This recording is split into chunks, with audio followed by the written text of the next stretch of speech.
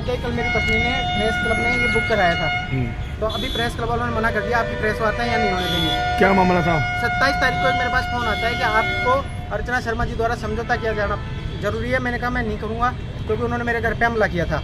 तो वो लोग नहीं माने, उन्होंने कहा कि आपकी ऐसी सीढ़ियाँ और फोटो हैं महिलाओं के साथ में जो आपको जीवन आपका बर्बाद कर देंगे और आपका जिंदा नहीं रहने देंगे। किसने फोन किया था? पार्षद पति है मदन यादव जी, बिल्डर है, उन्होंने अर्चना शर्मा के साथ है। वो मैं उनका बहुत सम्मान करता हूँ। ये अलग अलग मालवीय नगर की कांग्रेस की प्रत्याशी है, वो अलग अलग माध्यम से मुझे फोन कराती थी, तो मैं मेरे पैसे आते थे उनमें। मैंने FIR 212 नंबर की महिला थाने मेरी पत्नी ने करा रखी। आप पहले सहायक थे, अभी क्यों छोड़ दिया? मैं सहायक था, उनके साथ रहता था, लेकिन उनके व्यवहार और उनकी चाल चलन मतलब मेरे प्रति इस तरह का व्यवहार था कि मुझे ये लगने लग गया था कि मेरी किसी भी टाइम हत्या हो सकती है। किन कारणों से छोड़ा था आपने सहायक?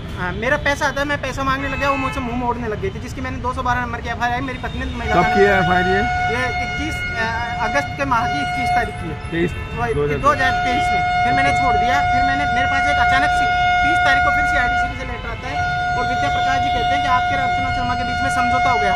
मैंने कहा साहब मैंने उनके खिलाफ करा रखे सबूत है, बाकी उन्होंने मेरे खिलाफ पहला केस श्याम सतवानी से कराया है 457 नंबर जवाहर सर्किल थाना, वो मुकदमे की मेरे पास FIR है। दूसरा उन्होंने 333 नंबर महेश रेसवाल जो उनके पास काम करता है उससे कराया, मैं सारे एविडेंस आपको देता हूँ। तीसरा वो अनीता कंवर से कराया छेड़छाड़ का। नहीं, आपसे विवाद क्या था? क्यों? मेरे पैसे आते थे, मेरे पैसे में एक साथ रहता था। मेरी गाड़ी पैसे हैं? मेरे 32 लाख 12 लाख रुपए मेरे पर्ची थे, एक महिला से एक जने से दिलाए थे।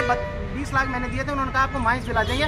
अभी हम इस पैसे को बिजनेस में काम लेते हैं। मेरे पास पैसा मेरे मिलने वाले और लोगों से और मेरे पिताजी तो उसका कोई सबूत है आपका? हाँ, मैंने पुलिस को सारे सबूत दे दिए 32 लाख रुपए के। इन्होंने मेरे खिलाफ 3 मुकदमे और दर्ज कराए। 32 लाख आपने पक्के में दिए थे?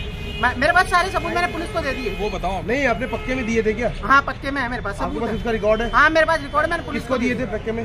पक्के में रिकॉर्ड किसको दिए थे पैसे आपने? 32 लाख पैसे किसको दिए? पैसे किसको दिए थे आपने? 32 मैंने अर्चना शर्मा और सोमेंद्र शर्मा को, जिसके बाद मेरे पास सारे सबूत हैं।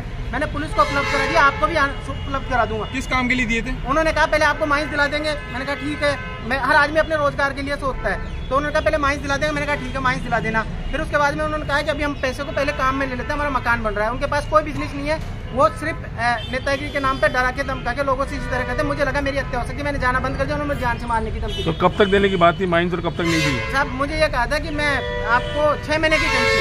अच्छा। उसका 1.5-2 साल हो गया था। फिर CIDCB से अचानक प्रेशर के लिए लेटर जाता है कि आपके अर्चना शर्मा के पक्ष में समझौता हो गया। मैंने नहीं, तो उन्होंने लिखा है कि परिवादी और मुलजिम गण को साथ लेके आए।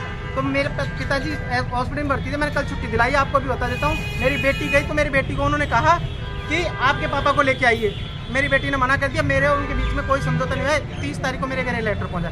5 तारीख को मुझे दौसा पुलिस द्वारा पाबंद कर दिया जाता है।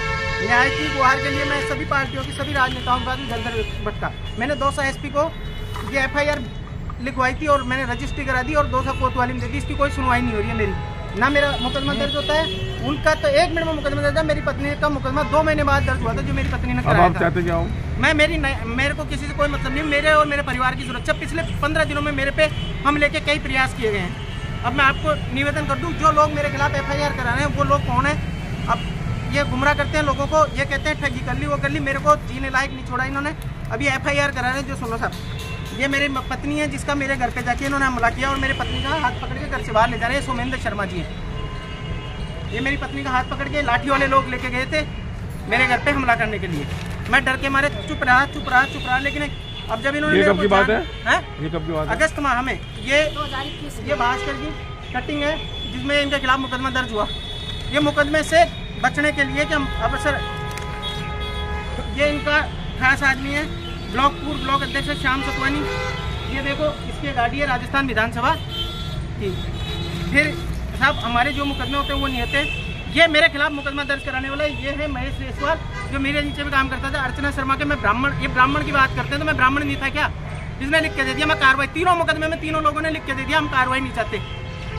और मैंने कहा कि अगर जेलन मार्ग पे कोई घटना हुई तो मैंने पुलिस निदेशक महोदय से आग्रह किया था कि अगर मेरे खिलाफ मैंने कोई घटना की है तो आप निकलाइए। 2 महीने से CIDCB शांत पड़ी थी। अचानक CIDCB के विद्या प्रकाश जी मेरी बेटी से फोन लेकर मुझे कहते हैं आपको आना ही पड़ेगा। धमकी के बारे में जानकारी दे दो। धमकी कब मिली, कैसे? सब मेरे को 7 तारीख को धमकी मिली, 15 तारीख को मुझे जान से मारने की धमकी मिली। ये मेरे पास अननोन नंबरों से फोन आते हैं। इस आदमी ने मुझे जान से मारने की धमकी। इसकी रिकॉर्डिंग है क्या आपका? हाँ, मेरे पास सारे सबूत है। ये आदमी है जो मैं जयपुर में आता था, मेरी एंट्री होती थी, मेरे खिलाफ मुकदमा दर्ज हो जाता है। कॉल में लिखा हुआ है, मैं इस पर बैक कॉल करता तो मेरे खिलाफ 3 XTC का मुकदमा दर्ज हो जाता है। जयपुर में मेरी लोकेशन आती है, मेरे खिलाफ मुकदमा दर्ज हो जाता है। मैं उनको बड़े सम्मान के साथ थे, उनके हर फंक्शन में, उनके अच्छे बुरे में मैं भागीदार रहा।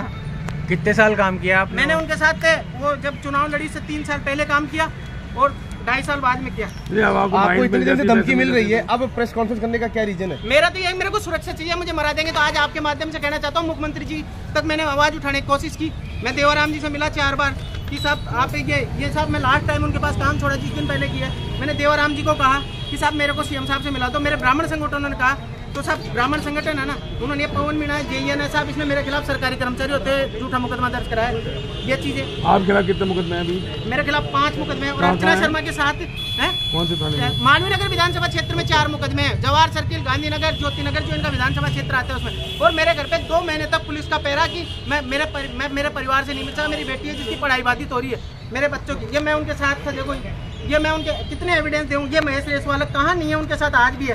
वो ब्राह्मण की बात करते हैं, ये महेश रेसवाल मेरे साथ है। ये देखो महेश रेसवाल है। अब मैं इससे ज्यादा क्या घोर अन्याय होगी जब मैं